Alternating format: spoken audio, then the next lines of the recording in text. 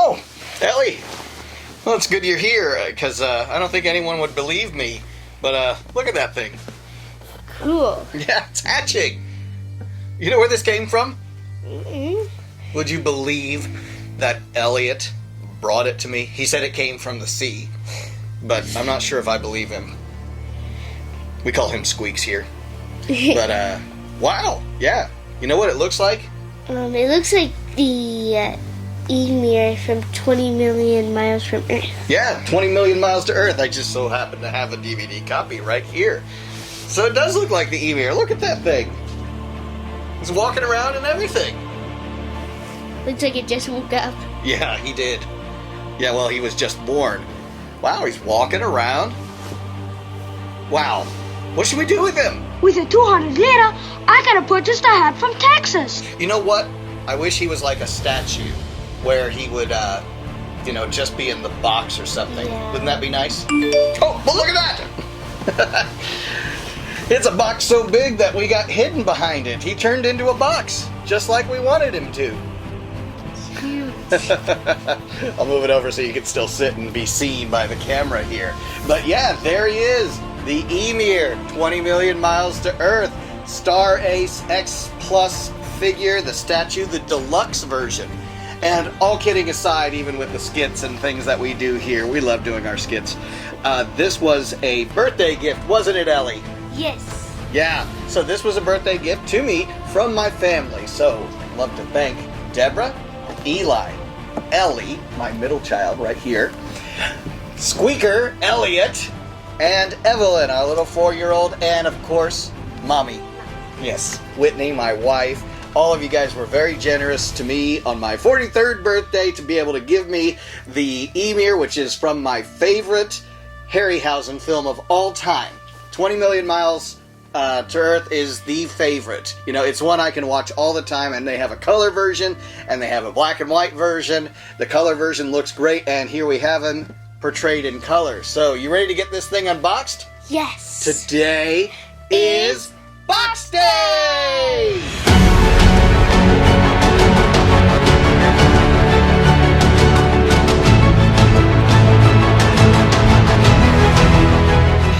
All right, Ellie! Over top of the big box that we've got here. It's so big that I actually had to push the camera back a little bit because it's enormous. And so, yeah, 32 centimeter tall, the Ymir, the statue from Star Ace and X Plus. So glad to have this. We actually already have done a box day with the Rhedosaurus from Beast from 20,000 Fathoms. That was a great statue to get. I don't have a whole lot of Ray Harryhausen figures. A lot of Godzilla, Masters of the Universe, of course, Creature from the Black Lagoon, and other giant monsters, but the Ymir starts out as a small monster and becomes a giant monster, and so that's another reason why this is one of my favorite Harryhausens. And this was released actually last year, 2023, which is an anniversary. So Ray Harryhausen passed away in 2013, so this is a anniversary, if you will, of the movie. This is the 100th. I guess that was the 100th anniversary, not of the movie, but of the life of Ray Harryhausen. If he were still alive in 2023, if he was alive today, he'd be 101 years old. So yeah, he left a lasting legacy. It's amazing, and we have all these films, starting with The Beast from 20,000 Fathoms all the way to Clash of the Titans, to check out. And before we get into this, tell everyone what they should do. I'm going to get a little camera shot of this while you're telling everyone what they should do at home while they're watching this. So, like and subscribe. Follow us somewhere. Follow us on YouTube, X, and Facebook. Yeah, and on Instagram as well. So you'll find us at the Monster Report. That's where you'll search for, and you'll find us out there and keep up with all the things that we're doing with collections, with monster trailers, with interviews. There's all kinds of content that we have here at Monster HQ. So are you ready to get into this? Yes. All right, let's get into it. A strange animal, like something you've never seen before? Like something no one has ever seen before. And there we have it, Ellie. He looks great, doesn't he? Yes. I am smiling ear to ear because I was so excited to get this out of the box, and we've had this since the beginning of October when my birthday was, and here we are finally being able to get it out of the box. I've been watching it and looking at it. I was like, we got to get this box day underway, and there he is, beautiful Ymir, and there is so much cool stuff about this. Obviously, this is the deluxe figure.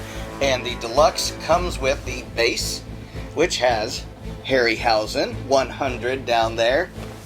In Boston Gold, yeah, it looks great.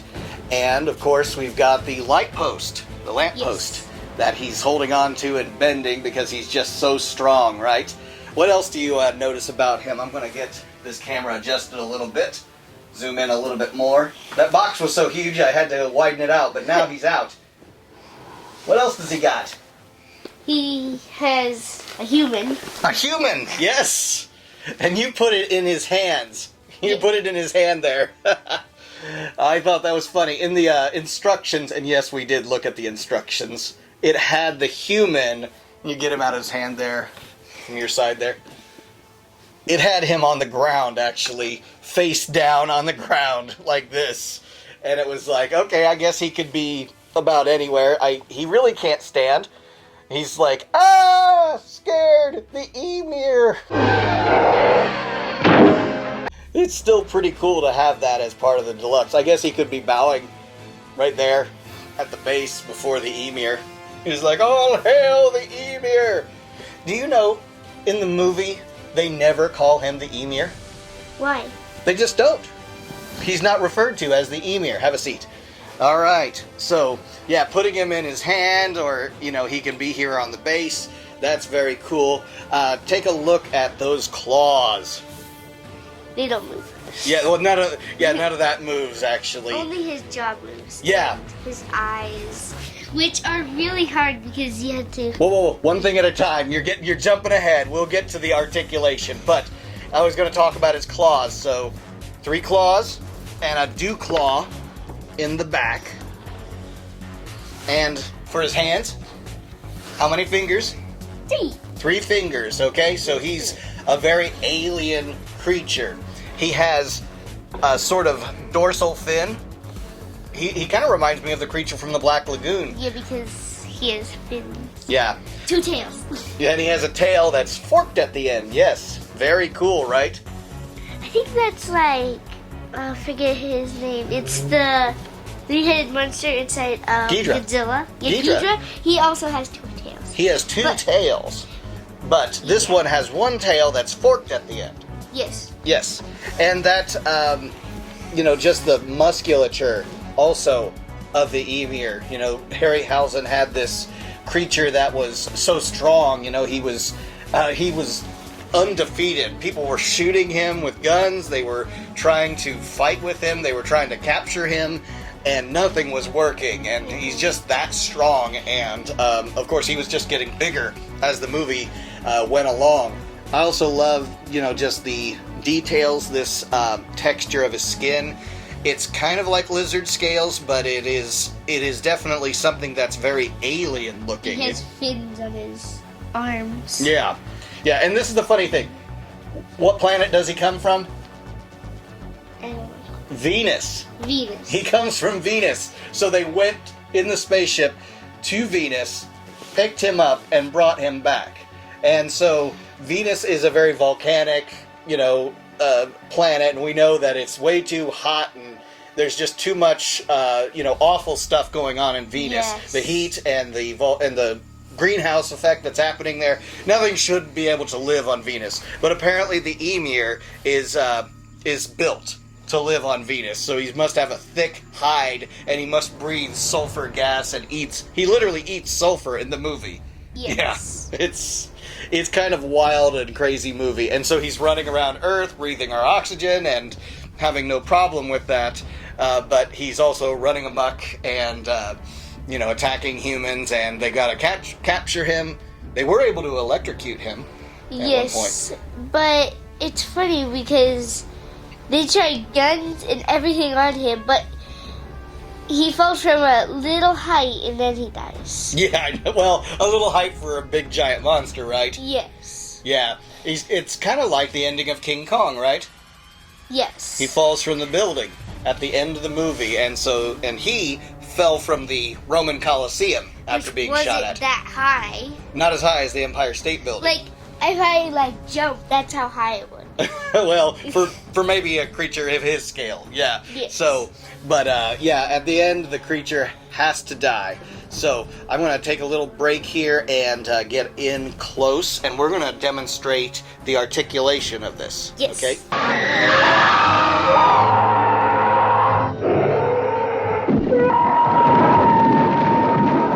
So, we've got it set up in an awkward sort of way here, just so we can show you exactly what the articulation is on this. Ellie had noted that it talked about the articulated jaw and the eye roll, or rolling eyeball, in this sculpt.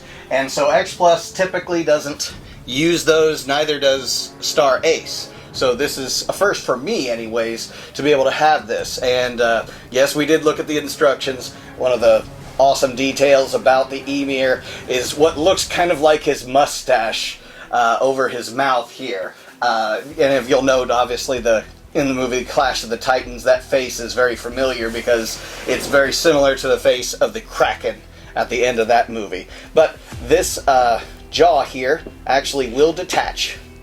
And then you have a very silly looking face there. But you have to get in close enough to be able to see the eye roll. And I've even got a camera underneath here so that I can show there's two little white knobs, little white cylinders inside of that.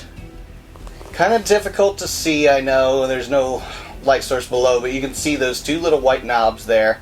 And that is what you use to reach underneath the jaw and articulate the eyeballs. Now, there's not a lot of movement to the eyeballs. It's just a subtle movement to them.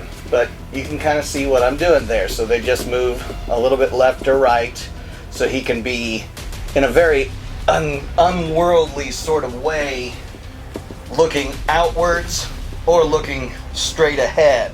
And that's the other thing about him that's articulated other than the jaw. And I do like the jaw because that is magnetic. And so once you line it up correctly, and it's got these small knobs to help you with alignment there, and it's magnetically attached there and ready to go. At first, when we modified the eyeballs, we actually kind of had to break them loose. It seemed like they were, the paint has dried and those eyeballs were kind of stuck in place. And so once we started moving the little rods inside, we were able to move the eyeballs a little bit more freely. Same thing happened with the jaw. So the jaw articulates up and down. Open mouth, closed mouth. You can even do somewhat of a get him talking using stop motion. But since that's the only amount of articulation we have, you're not going to see the Ymir walking around or anything. And so there's all your articulation that you'll get with this. But again, that's a bonus because a lot of these figures, these 30 centimeter, 32 centimeters in this case, figures don't come with any articulation. They're mostly just to be seen on the shelf. What else about him stands out to you? Other than just his presence. He's scary looking, right? The first thing that I see is, there's bumps on him. You see bumps all over him. Mm-hmm. Yeah, I kind of talked about that texturing. It's very unworldly. It's not like our typical reptilian creatures that we have here on Earth, because he's not from Earth. And so, yeah, the texturing of him. Now, I'd say the dorsal fin looks very similar to a lot of the lizards, iguanas and things like that we have on Earth. But on Venus, apparently, this is the way he needs to look. And Venus is a very rocky, volcanic place. Not that we've been there much. We've actually sent probes there, and they've gotten some pictures, but not many at all. What else about him? That color. Yes. Very green. Yeah, and I wonder sometimes, actually, I think Harryhausen did mention that he might be in green, the model that he used to do the stop motion, but originally the movie was in black and white. Yes. Yeah, and you've seen the movie in color. Yes. Yeah. Yeah. What do you think about this guy? This little this little man panicking. Yeah. I don't think it's an actual character in the movie 20 Million Miles to Earth. It doesn't quite resemble anyone. It's just somebody in Italy. He's just trying to crawl away because he either broke his leg or something. Yeah.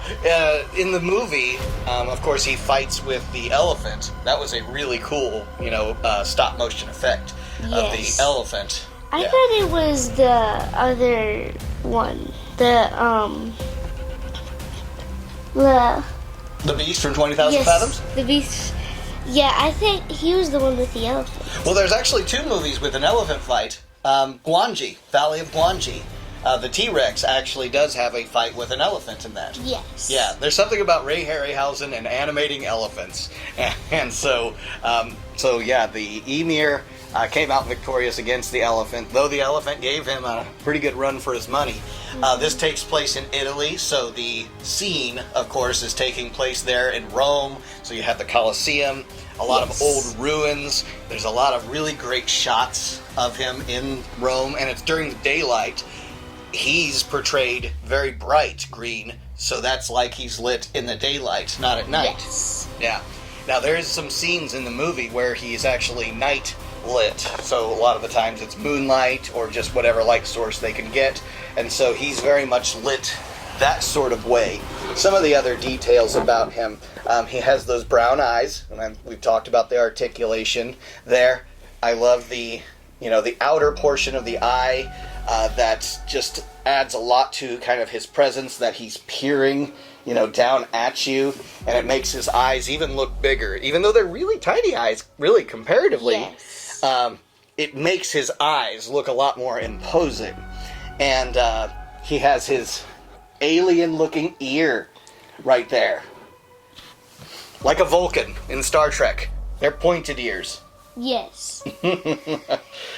And so he has that going for him.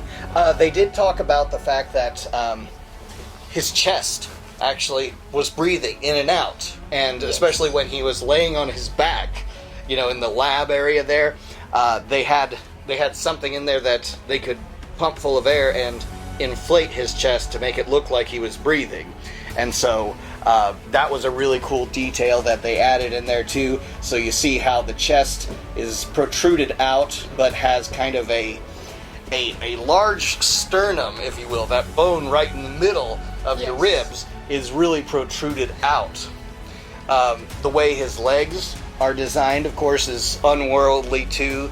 It's somewhat human until it reaches the foot, and then becomes more like the lizards that you would think of, and their back legs. What was it you were going to mention? Yeah. So, when you said the breathing part, he was breathing in his egg when he was like the egg looked like he was breathing, and it went up and down and up and down. And he was trying to get his first breath of air while crawling out of the egg, if you will. Looked more like Jello or something. But that was like one of the best scenes. Yes. Is the hatching of the Ymir from the egg, and so we kind of got him in that scale that you see. And when in the movie the doctor actually picks him up, you can tell it turns into a model that doesn't move, a toy. But overall, yeah, he is incredible. This was a highly sought after figure last year, and I'm really glad that we found it. You guys found it. I kind of pointed out that it was available at Kokomo Toys and Collectibles, Kokomo, Indiana. I gave a few options that were in the store that maybe I wouldn't mind for my birthday. One of them was Gwangi. Yeah, do you remember seeing the Gwangi in there? No. No, you don't remember? Okay, well, they had him, and they had Talos from Jason and the Argonauts, some other Star Ace figures, but I was like, hands down, the Ymir is my favorite. So that was one I really, really wanted to get a hold of. And, you know, again, this being a stop motion creature, the way that he is put together, unlike a suit like Godzilla, you're not going to have the folds of the suit that show up. We like to see those kinds of things in the X Plus figures, but in this kind of figure, we don't have that kind of thing because everything about it was articulated to the point where Ray Harryhausen, working alone for the most part, was moving the different pieces of it, and it would stay in place as he would make the little moves. He would turn the eyes, he would open the mouth, he would bend the fingers, all kinds of cool stuff. And it would be cool to see this as an articulated figure, kind of like Super 7 or anything like that, the SH Monster Arts, if you will. But, you know, this really looks great. He has a lot of presence on the shelf. You know, I can't say enough about how well this is put together and how much it jumps from the screen, you know, into reality here. So, that's all we have here for another episode of Box Day. Thank you, Ellie, for joining me on this episode. Were you excited to get this out of the box? Yes. Yeah, so was I. And before they go, what is it they need to do? Subscribe. We're getting close to 100,000 subscribers. Thanks to you out there. We'll keep doing what we're doing here at Monster HQ, here on the Monster Report. This has been Nick Adam, Ellie Joy, joining me for an episode of unboxing the Ymir from 20 Million Miles to Earth, the Star Ace X Plus figure, and we will catch you on another episode of Box Day. We'll see you later.